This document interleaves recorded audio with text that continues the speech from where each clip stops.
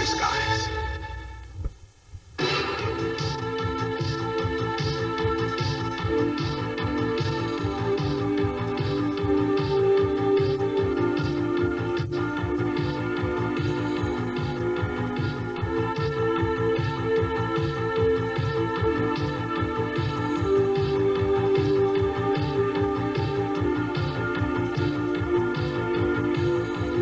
ESPN presents the Swatch World Mountain Bike Championships from Mammoth Mountain, California. Today, the Norba Kamikaze Downhill World Championship.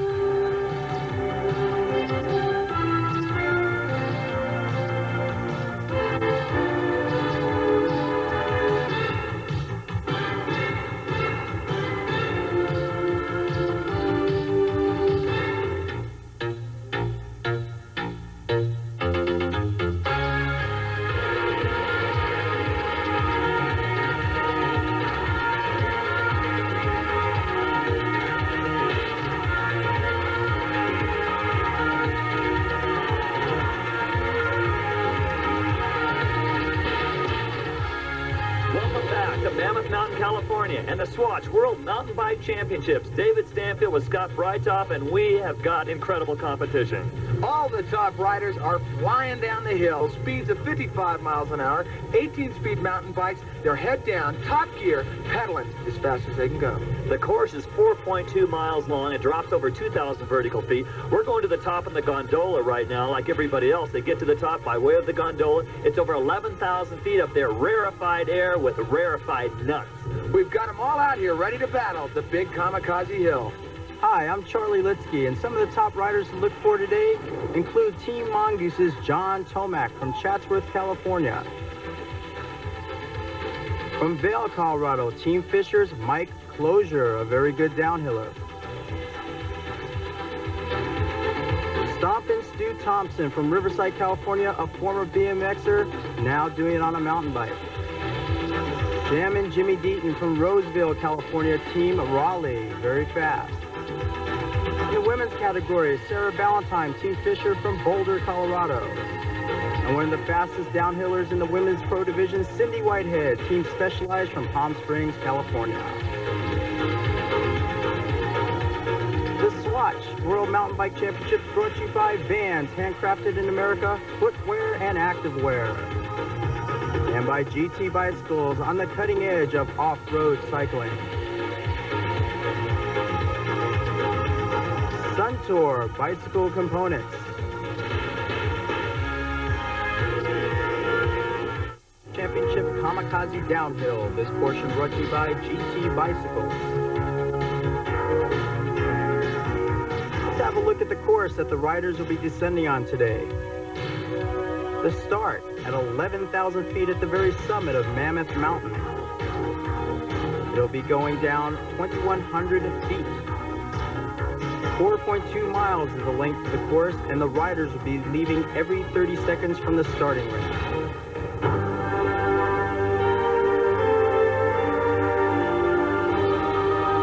What's it feel like to be a real kamikaze?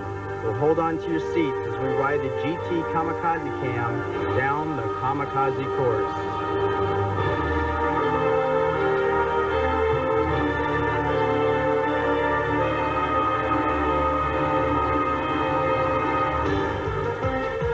Coming out of the starting gate, picking up speed very quickly, loose sand slows you up and throws you from side to side right out of the start. A beautiful view is to be had, but there's no time to glance because off to the left is a drop of 11,000 feet.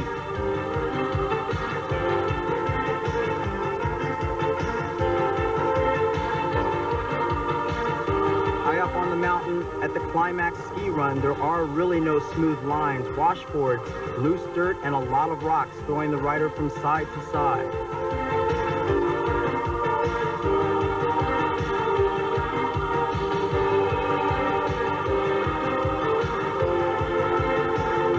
It's easy to go downhill, but remember, 11,000 feet pressing against your lungs, you're breathing hard without even pedaling.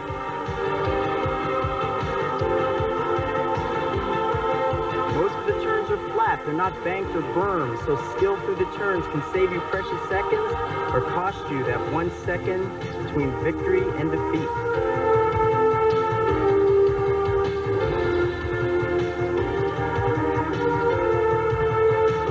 High up on the Kamikaze Run, most of the straightaways are 300, 400 yards long, where you can build up speeds of over 50 miles an hour.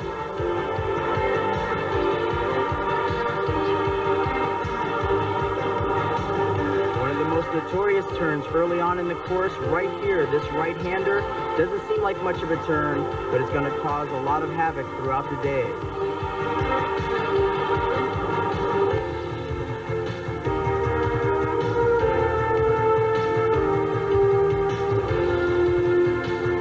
The wide open areas allow you to look up ahead and see your competition and try to reel them in. People in front of you, you know you're having a better time than at least one other person.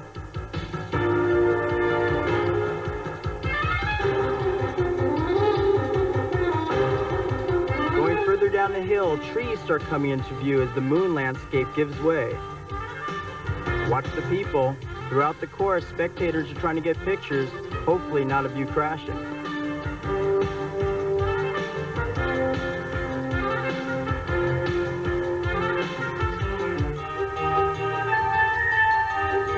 Down the hill, small rocks and pebbles become big jumps that can shoot you 10 or 20 feet.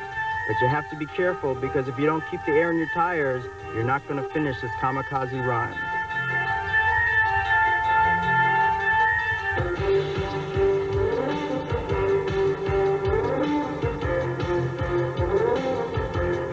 Slight bends in the road look pretty simple on a map, but trying to negotiate them at 35, 40 miles an hour isn't so easy.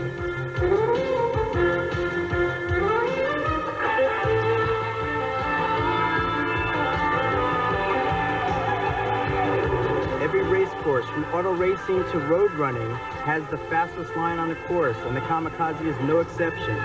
Which is the smoothest line? Which will get me through the turn quicker? Are questions you ask yourself with split-second responses needed for the fastest time down the hill.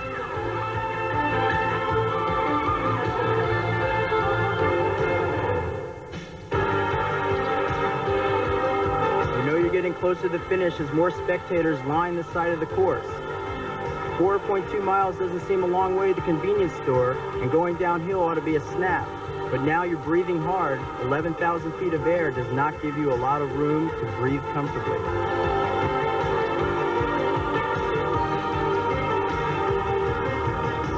Averaging 35, 40 miles an hour through the flats right now.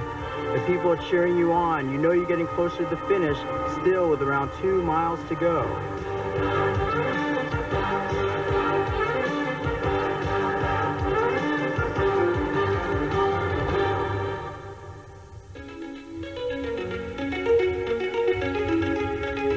There's still no time to look at the beauty of the area.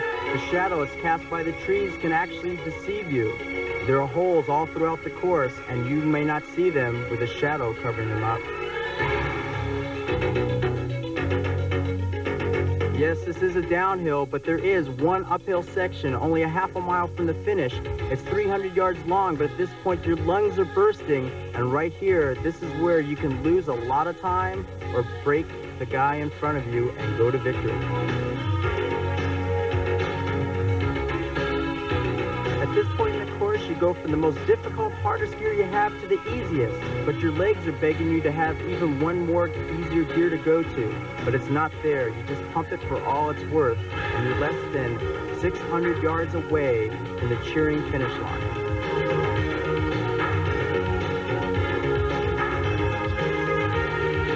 Almost there now, almost there. 2 more major straightaways ahead.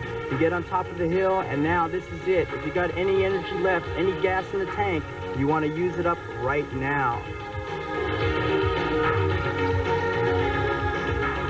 The dirt's hard packed, the speeds are fast for the end of this course. You can hear the people at the finish line cheering those in front of you that have finished, and now you only have 3 turns to go.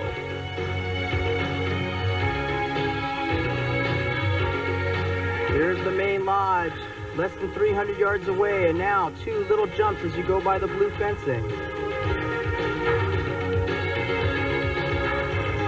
Blasting through 4.2 miles, pushing your bike and body to the limit. Congratulations, you are now a true kamikaze.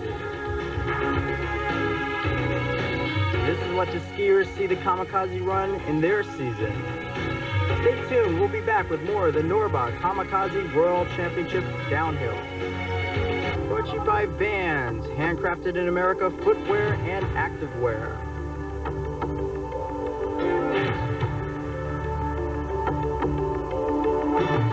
Mammoth Mountain, California, the site of the World Championships. Other events were the dual slalom, the uphill, the cross-country trials today, the kamikaze downhill. And we go up to the top of the summit to see the start of the men's pros. The Idita-Bike champion, Mike Closure, an event Idita-Bike 200 miles through Alaska. And Mike was the champion last year in that event. Stomp and Stu Thompson, a legend in BMX, the 1979 and 80 national champions, now a mountain bike racer. Jimmy Deaton, who likes to go in one direction, and that is downhill, and he is very good at it. Jim's Raleigh teammate is the defending champion and course record holder, Joe Sloop, who did 5 minutes and 38 seconds down the same course last year. Let's see if he can do it again this year. Joe Sloop, a downhill specialist. And Rishi Grewal, one of America's finest amateur road racers, making quite a name for himself on the mountain bike, racing for GT Bicycles.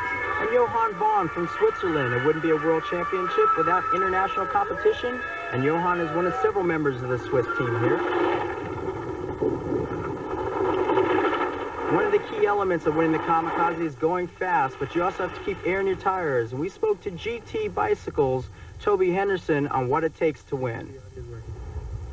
Yeah, it's really rough out there. I think the best thing to do to win this event is to stay out of the bumps and not get a flat and stay smooth and not use the brakes as much as possible. But where you have to brake is where all the bumps are at. So you got to get out of that line, but it's so usually the fastest line. That's why the bumps are there. So you got to play it really smart and keep your tires pumped up. You gonna walk that course tomorrow morning? No, I'm riding the gondola up. I've already done it 5 times this week, and that's enough up that mountain. What is the average speed coming down? It's 2.4 miles, and it's 4.2 miles. 4.2, and it's about 2,000. It's about a little over 2,000 elevation drop. Yeah. There's a couple 180-degree turns in it. We're doing it in about 5.5 minutes, so we're figuring an average speed of 50 miles an hour. Average speed, so that means we'll be reaching speeds probably 70 because of the corners we have to stop pretty much and turn around and come back. So when you stop, to gain that speed up again, that's the reason why I think we're doing 70 in some places. What is the hairiest part of this downhill course? There's a one right-hand corner up there. When you come into it, you're going really fast, and there's nothing on the other side of it. And you've got to make that right-hand corner, because if you miss, I don't know where it goes from there. Okay, look into the camera and give us your face of what inside your helmet when you're coming to that corner. What does your face look like? I don't know about Toby going 70 miles an hour, but his enthusiasm certainly at warp speed.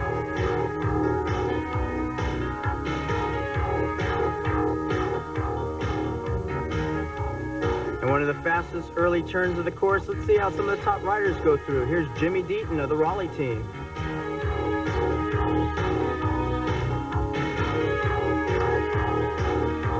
Look how steep this is as John Tomac, Team Mongoose, comes ripping down the hill. Some riders pedal, some go faster like coasting. So Jimmy Deaton go through without putting a foot down. Let's see how Johnny does.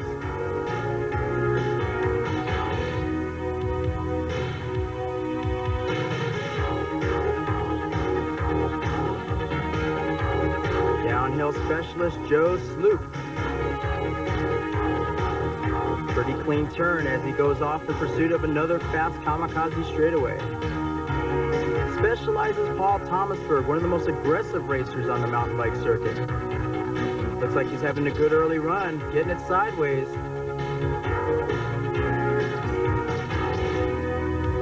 John Tomac's Mongoose teammate, national number 3, Max Jones from Incline Village, Nevada. Max is one of the finest all-round racers in the country.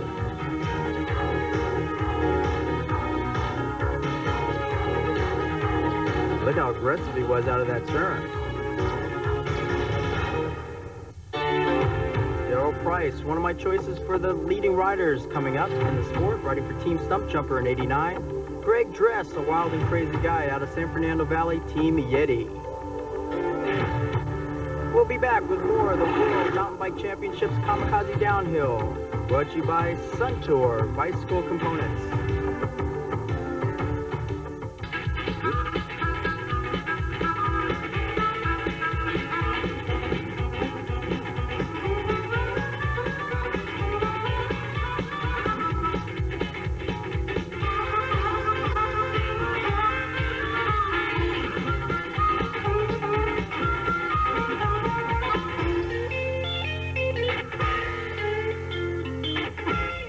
Downhill, brought to you by GT Bicycles, defining the new breed.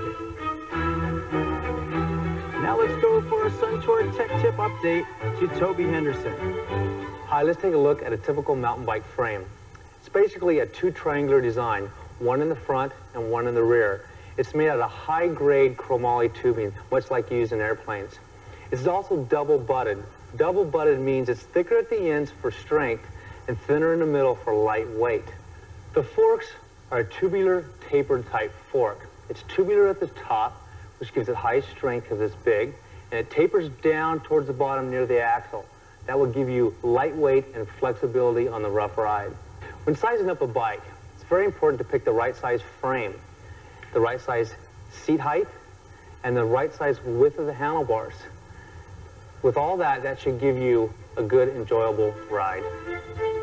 This Tech Tip update brought to you by Suntour Bicycle Components. And now down the Kamikaze, the top pro women. Here comes Cindy Whitehead, Team Stump Jumper Specialized, leading the way. Team Fisher's Sarah Ballantyne at this point, only a few seconds behind Cindy Whitehead at the first time checkpoints. At 11,000 feet, it gets pretty cold at the top of the mountain. Some of the riders go down in regular cycling shorts and t-shirts, other riders with the long jackets and tights. Team Raleigh's Margaret Day wanted to go the warm route as she comes flying by here in full tights and long sleeve racing jersey. This was the difficult turn we were talking about earlier. Some people made it through. Some people need a few more laps of practice.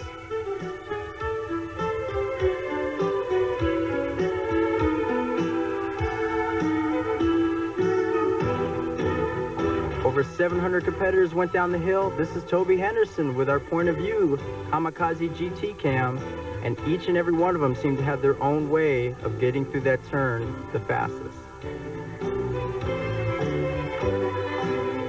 This guy, he's been off on the summit a little bit too long.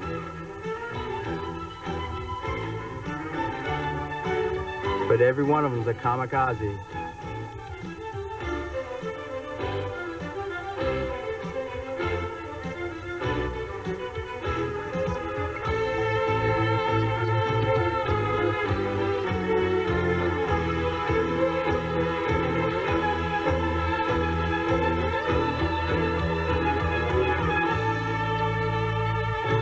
If you don't want to go down alone, always take a friend with you, a BMX side hack. And these guys had a fast time, under 8 minutes.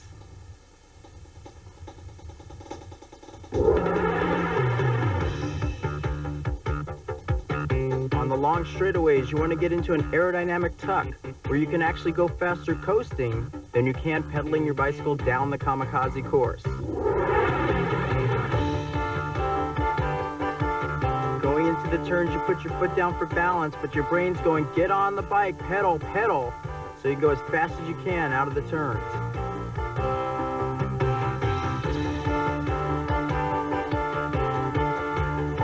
On the wide open sections of the course, you don't even have time to take in the scenery, as the course is beating you up all throughout the length of the 4.2 miles of the kamikaze.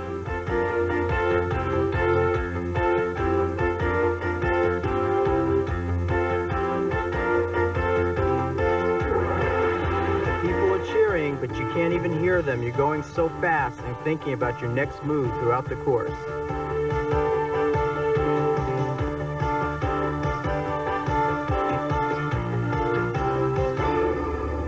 Don't go away. We have more action coming to you from the Kamikaze Downhill at the Swatch World Mountain Bike Championships.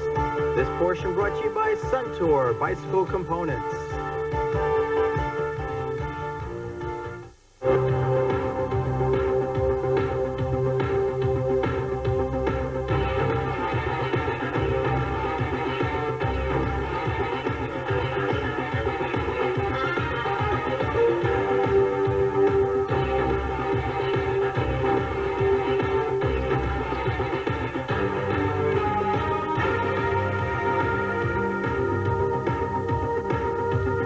Welcome back to the World Mountain Bike Championships, brought to you by Vans, handcrafted in America, footwear and activewear. Coming down the Kamikaze Hill, you see many different styles, many different techniques.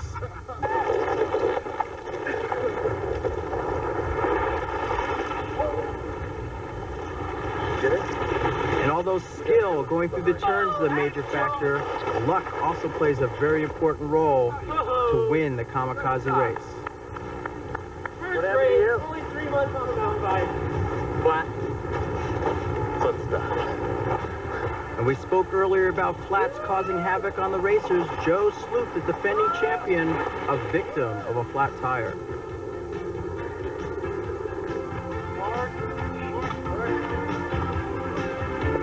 Also having the flat tire jinx, one of the leading women pro downhillers, Margaret Day of Costa Mesa, California, the winner of the Tour de Rockies downhill stage. She'll have to wait to next year to win her World Championship Kamikaze.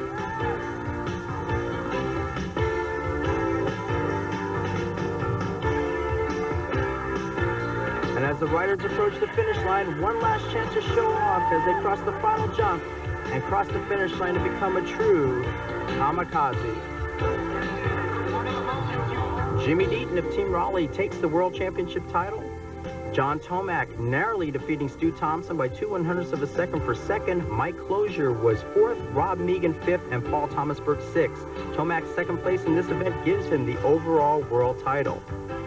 In the pro women's results, Cindy Whitehead taking the world title with Sarah Ballantyne second, Cindy Devine third, Martha Kennedy fourth, Carmine Carouche was fifth, and Deborah Shumway rounding out the top pro women for sixth place.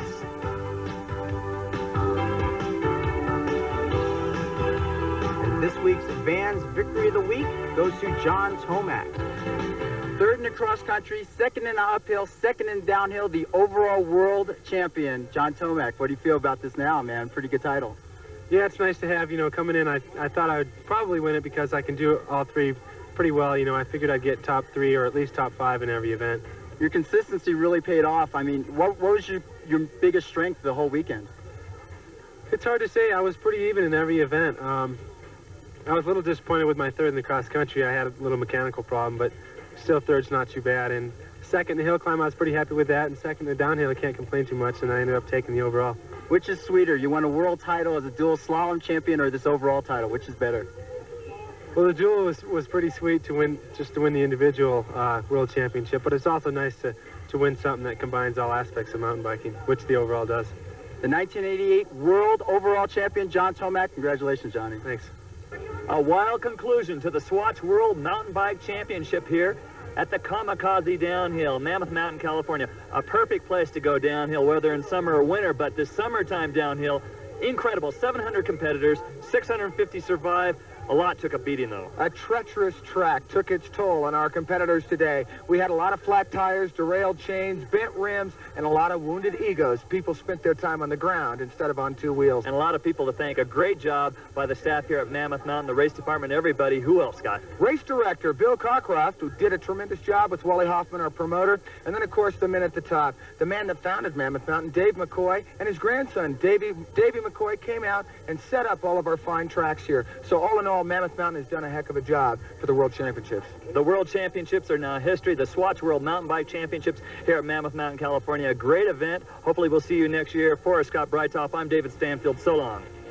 And this is Charlie Litsky. Today's program brought to you by GT Bicycles on the cutting edge of off-road cycling. Vans, footwear and activewear, handcrafted in America. and Suntour bicycle components. This has been a presentation of ESPN.